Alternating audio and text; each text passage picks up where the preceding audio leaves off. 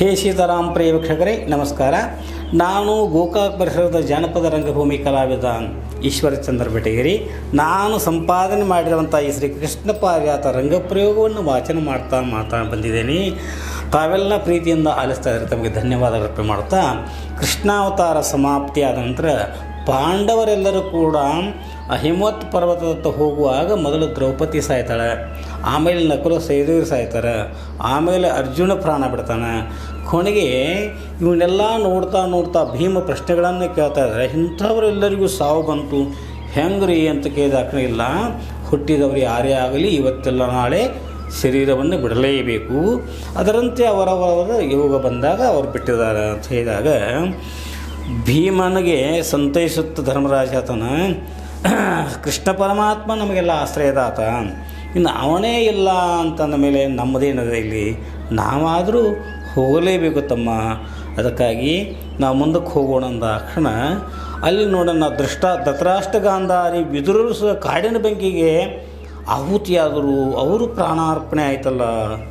ಹಾಂ, ನಿಜ. ಯಾರು ಯಾವ ರೀತಿಯಿಂದ ಸಾಯಬೇಕು ಅನ್ನೋದು ಸಂಕಲ್ಪ ಬರ್ತದಲ್ಲ, ಅದೇ ರೀತಿ ಅವರಿಗೆ ಮರಣ ಆಗಬೇಕಾಗುತ್ತದೆ.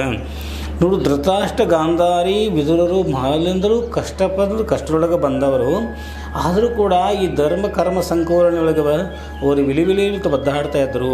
ಅದಕ್ಕಾಗಿ ಅವರು 3 ಮಂದಿ ಬೆಂಕಿಗೆ ಆಹುತಿಯಾಗಿಬಿಟ್ರು. ಕಾಡಿನ ಬೆಂಕಿಗೆ ಅವರು ಆಹುತಿಯಾಗಿ ಪ್ರಾಣವನ್ನು ಬಿಡಬೇಕಾಯಿತು. ಅದಕ್ಕಾಗಿ ಭೀಮ ಮುಂದಕ್ಕೆ ಹೋಗೋಣ ನಡೆ ಅಂಥೇಳಿ ಹೋಗಬೇಕು, ಭೀಮನ್ನು ಕರ್ಕೊಂಡು ಹೋಗಬೇಕು ಅಂಥೇಳಿ ಇಂಥ ಜ್ಞಾನಿಯ ಅಂತ ಧರ್ಮರಾಜ ಮುಂದೆ ಹೋಗ್ತಾ ಇರುವಾಗ ಹಿಂದಕ್ಕಿದ್ದಂಥ ಭೀಮ ಒಮ್ಮೆಲೆ ಪ್ರಾಣ ಬಿಟ್ಟು ಬಿಡ್ತಾನೆ. ಏನ್ರಿ ಭೀಮಸೇನ ಅಂಥದ್ದು? ಹೌದು, ಬಲಾಢ್ಯ ಅಂತ ಭೀಮಸೇನ, ಆಂಜನೇಯನ ಅವತಾರ ಅಂತೇಳಿ. ಯಾವಾಗ ಭೀಮಲ್ಲಿ ಪ್ರಾಣ ಬಿಟ್ಟ ಕೂಡಲೇ ಧರ್ಮರಾಜ ನೋಡ್ತಾನೆ, ಅಂಥ ಜ್ಞಾನಿ ಮನುಷ್ಯ ಆದರೂ ಕೂಡ ಆತ್ಮೀಯರು ಅಗದಿ ಭೀಮ ಅಂದರೆ ಅತ್ಯಂತ ಪ್ರೀತಿಪಾಸ್ತ್ರ ಅಂತ ಭೀಮ ದೇಹವನ್ನು ಚೆಲ್ಲಿ ಪ್ರಾಣವನ್ನು ಬಿಟ್ಟು ಹೋದ ಕೂಡಲೇ ಧರ್ಮರಾಜನಿಗೆ ಬಹಳಷ್ಟು ದುಃಖ ಆಗ್ತದೆ.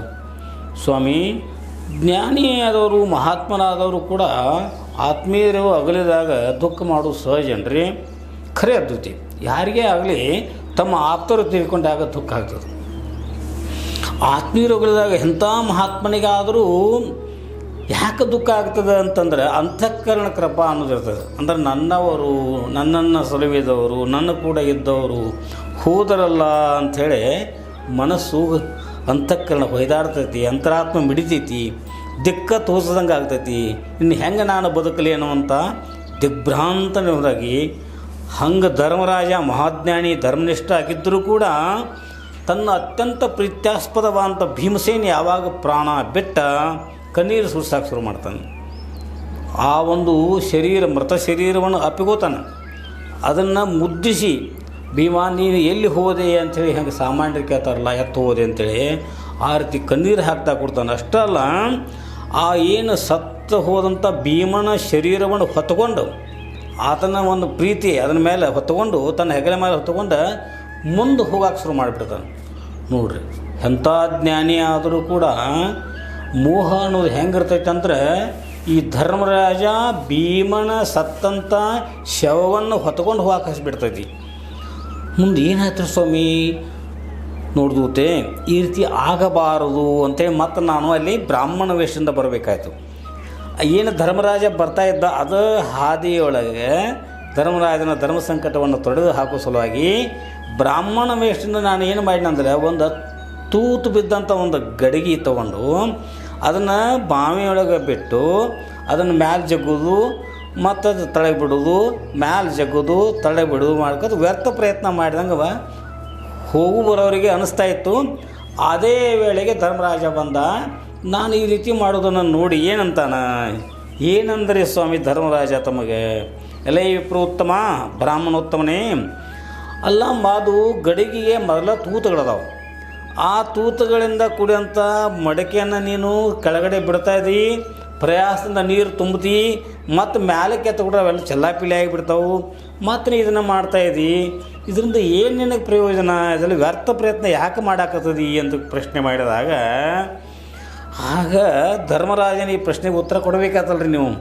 ಹೌದು ನಾನು ಹೇಳಿದೆ ಧರ್ಮರಾಜ, ನಾನು ಬ್ರಾಹ್ಮಣೋತ್ತಮ, ನಾನು ಹೇಳುವಂಥ ಮಾತು ಸತ್ಯ ಅಂತ ಮೊದಲು ನೀನು ನಂಬಬೇಕು.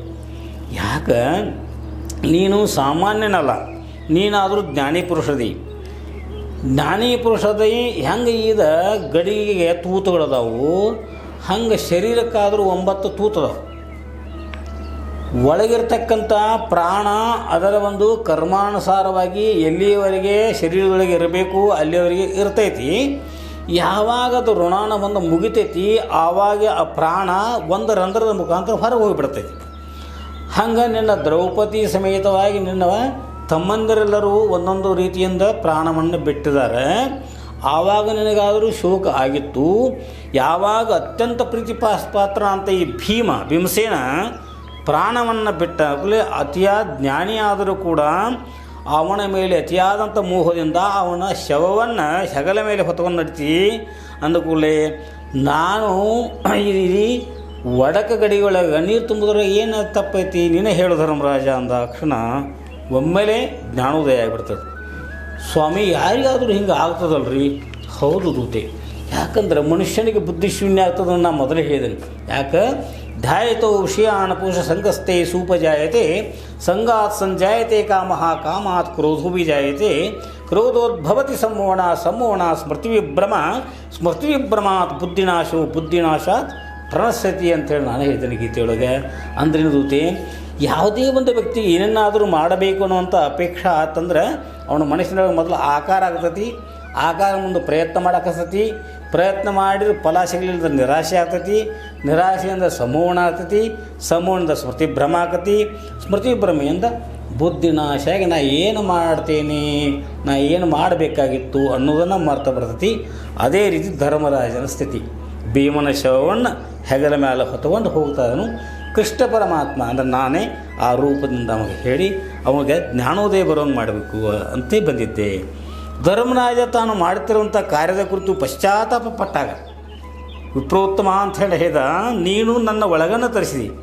ಯಾರಿಗೇ ಆಗಲಿ ಹಿಂಗೆ ಆಗು ಸಹಜಿಕದ ಕೃತಜ್ಞತೆಯಿಂದ ನಮಸ್ಕರಿಸಿ ಆವಾಗ ನಾನು ಅವರಿಗೆ ಕೃಷ್ಣರೂಪದಿಂದ ಸಾಕ್ಷಾತ್ಕಾರ ಮಾಡಿದಾಗ ಪರಮಾತ್ಮ ನನ್ನ ಮೇಲೆ ಕರುಣಿಟ್ಟು ಎಂಥ ಉಪಕಾರ ಮಾಡಿದೆ.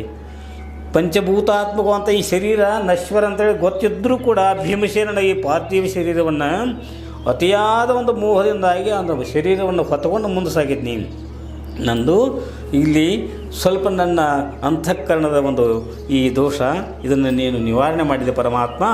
ವಿಪ್ರ ರೂಪದಿಂದ ಬಂದು ನನ್ನನ್ನು ಕಣ್ಣನ್ನು ತರಿಸಿದಿ ಶ್ರೀಹರಿ ಅಂಥೇಳಿ ಕೈ ಮುಗಿದು ಅಲ್ಲಿ ಆ ಭೀಮಸೇನನ ಪಾರ್ಥಿವ ಶರೀರಕ್ಕೆ ಸಂಸ್ಕಾರವನ್ನು ಮಾಡಿ ಮುಂದೆ ಎಲ್ಲಿ ಹೋಗಬೇಕಾಗಿತ್ತು ಅಂದರೆ ಧರ್ಮರಾಜ ಅವನು ನೇರವಾಗಿ ಸ್ವರ್ಗಕ್ಕೆ ಹೋಗಬೇಕಾಯಿತು. ಇಲ್ಲಿಯವರೆಗೆ ಸಶರೀರರಾಗಿ ಸ್ವರ್ಗಕ್ಕೆ ಹೋದವರು ಯಾರೂ ಇಲ್ಲ. ಆದರೆ ಧರ್ಮರಾಜ ಮಾತ್ರ ಆತನು ಸಶರೀರನಾಗಿ ಸ್ವರ್ಗಕ್ಕೆ ಹೋಗುವಂಥ ಸಂದರ್ಭ ಬಂತು.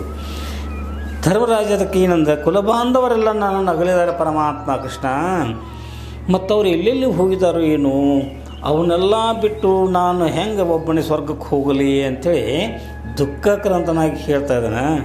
ಹಾಗೆ ಜಗತ್ಪಾಲಕನ ಅಂತ ನನಗೆ ಈ ಧರ್ಮರಾಜ ಈ ರೀತಿ ಪ್ರಶ್ನೆ ಮಾಡಿದ ಅದಕ್ಕೆ ಉತ್ತರ ಕೊಡೋದು ಸ್ವಲ್ಪ ಕಷ್ಟನೇ ಆಯಿತು. ಯಾಕೆ ಸತ್ಯ ಯಾವಾಗಲೂ ಕರ್ಣಕ್ಕೆ ಮಧುರವಿಲ್ಲದೆ ಹೋದರೂ ಸತ್ಯ ಸತ್ಯವೇ ಹೌದು. ಪುಣ್ಯಾತ್ಮರಿಗೆ ಕಷ್ಟದ ನಂತರ ಸುಖ ಭೋಗ ಪ್ರಾಪ್ತಿಯಾಗುವಂತೆ ಮಹಾತ್ಮರಿಗೆ ಮೊದಲು ಸುಖದ ಭೋಗ ತದನಂತರದಲ್ಲಿ ಸಂಕಷ್ಟಗಳ ಸಂಕೋಲೆ. ಈ ವಾಸ್ತವಿಕತೆಯನ್ನು ಧರ್ಮರಾಜನಿಗೆ ಬೋಧಿಸಿದಾಗ ಆತನಿಗೆ ಆಶ್ಚರ್ಯ ಆತಂಕಗಳು ಎರಡು ಆದವು.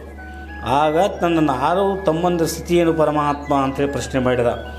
ಯಾರಿಗೇ ಆಗಲಿ ಅದು ತಾನು ಮಾಡಿದಂಥ ಪಾಪ ಪುಣ್ಯಗಳನ್ನು ಭೋಗ ಮಾಡಲಿಕ್ಕೇ ಬೇಕು. ಪಾಪ ಆದರೂ ಕೂಡ ಭೋಗ ಮಾಡಬೇಕು, ಪುಣ್ಯ ಆದರೂ ಕೂಡ ಭೋಗ ಮಾಡಲೇಬೇಕು. ಅದು ಕ್ಷೀಣೇ ಪುಣ್ಯ ಮೃತ್ಯುಲೋಕಂ ವಿಶಂತಿ ಅಂತ ಹೇಳ್ತಾರೆ. ಯಾವಾಗ ನಿಮ್ಮ ಪಾಪ ಪುಣ್ಯಗಳ ಒಂದು ವಾರ ಕಡಿಮೆ ಆಗ್ತೈತಿ ಮತ್ತು ತಿರುಗಿ ಭೂಲೋಕಕ್ಕೆ ಬರಬೇಕಾಗ್ತೈತಿ. ಹಿಂಗಿರುವಾಗ ನಿನ್ನ ತಮ್ಮಂದಿರು ಏನಾಯಿತು ಅಂತ ಹೇಳಿದಿಂದ ನೋಡು ಧರ್ಮರಾಜ, ಸಶರೀರವಾಗಿ ಸ್ವರ್ಗಾರೋಹಣ ಮಾಡುವ ಮುನ್ನ ಧರ್ಮರಾಜ ನಿನಗೆ ಮೊದಲು ನರಕ ದರ್ಶನ ಆಗ್ತಂತ ಹೇಳಿ. ಯಾಕೆ ನೋಡು, ಒಳ್ಳೆಯವರಿಗೆ ಆಯ್ತು ಮೊದಲು ಕಷ್ಟಗಳು ಬಂದು ನಂತರ ಸುಖ ಆಗ್ತದೆ. ಅಲ್ಲಿರುವಂಥ ನರಕವಾಸಿಗಳ ಜೊತೆಯಲ್ಲಿಯೇ ನಿನ್ನ ತಮ್ಮಂದಿರ ಅರಿವು ನಿನಗೆ ಅಲ್ಲಿ ಗೊತ್ತಾಗತ್ತೆ, ಅಲ್ಲಿ ಅವರು ಅದಾರ. ಹಾಗೆ ನೀನು ಸ್ವರ್ಗಲೋಕವನ್ನು ಪ್ರವೇಶ ಮಾಡಿದ ಕೂಡಲೇ ನಿನ್ನ ದೊಡ್ಡಪ್ಪನ ಮಕ್ಕಳ ಅಂತ ಅಧರ್ಮಿ ದುರ್ಯೋಧನ, ದುಶ್ಯಾಸನ, ಕರ್ಣಾದಿಗಳನ್ನು ಕಾಣ್ತಾ ಇದ್ದೀವಿ. ಆಗ ನನಗೆ ಇದೆಲ್ಲವೂ ಸೋಜಿಗೆ ಎಂಬಂತೆ ಭಾಸವಾದರೂ ಕೂಡ ಇದು ಸತ್ಯ. ಇದನ್ನು ತಿಳ್ಕೋಬೇಕು ಧರ್ಮರಾಜ. ಮುಂದೆ ಭೀಮಾರ್ಜುನರ ಗತಿ ಅದೇನಾಗ್ತದೆ ಪರಮಾತ್ಮ ತೂತೆ ಧರ್ಮರಾಜ ಅವ್ನು ಕೇಳಿದಂಥ ಪ್ರಶ್ನೆ ಶ್ರೀಸಾಮಾನ್ಯರಿಗೂ ಕೂಡ ಅದು ಭೇದ್ಯ ಆಗ್ತದೆ. ಯಾಕಂದರೆ ಯಾವೇ ಆಗಲಿ ಪುಣ್ಯವಂತರು ತಾವು ಪುಣ್ಯವನ್ನು ಭೋಗ ಮಾಡಬೇಕು ಅಂತ ಅಪೇಕ್ಷೆ ಇರ್ತದೆ. ಆದರೆ ಮೊದಲು ಅವರು ಕಿಂಚಿತ್ತಾದರೂ ಪಾಪ ಮಾಡ್ತಾರೆ. ಯಾಕಂದರೆ ನಾನು ಪರಿಪೂರ್ಣವಾಗಿ ಪುಣ್ಯವನ್ನೇ ಮಾಡ್ತೇನೆ ಅಂತ ಯಾರಿಗೂ ಹೇಳಲಿಕ್ಕೆ ಬರುವುದಿಲ್ಲ. ಯಾಕೆ ಪುಣ್ಯ ಮಾಡುವಾಗೂ ಗುರುತಿಲ್ಲದೆ ಕೆಲವೊಂದು ಪಾಪ ಕಾರ್ಯಗಳಾಗಿರ್ತವೆ. ಪಾಪ ಕಾರ್ಯಗಳನ್ನು ಮಾಡಿದರೂ ಕೂಡ ತಮಗೆ ಗೊತ್ತಿಲ್ಲದೆ ಕೆಲವೊಂದು ಪುಣ್ಯ ಕಾರ್ಯಗಳನ್ನು ಮಾಡ್ತದೆ. ಈಗ ಬಂಗಾರದಿಂದ, ಶುದ್ಧ ಬಂಗಾರದಿಂದ ನೀವು ಯಾವುದೇ ಒಂದು ಆಭರಣವನ್ನು ಮಾಡಲಿಕ್ಕೆ ಹೋದರೂ ಆಗುವುದಿಲ್ಲ. ಅದಕ್ಕೆ ತಾಮ್ರದ ಮಿಶ್ರಣ ಆಗಲೇಬೇಕು. ಅದಕ್ಕಾಗಿ ಈ ಮನುಷ್ಯ ಜನ್ಮ ಎಂದರೆ ಪಾಪ ಪುಣ್ಯಗಳಿಂದ ಸಮ ಪ್ರಮಾಣದಲ್ಲಿ ಮಿಶ್ರಿತವಾದಾಗ ಈ ಮನುಷ್ಯ ಜನ್ಮ ಪ್ರಾಪ್ತಿಯಾಗಿದೆ ಅಂದ ಕೂಡಲೇ ಸಹಜವಾಗಿ ಪಾಪ ಪುಣ್ಯಗಳು ಅವರವರ ಕರ್ಮಾನುಸಾರವಾಗಿ ಬಂದಿರ್ತಾವೆ. ಅದನ್ನು ನಾವು ಭೋಗ ಮಾಡಲಿಕ್ಕೆ ಬೇಕು.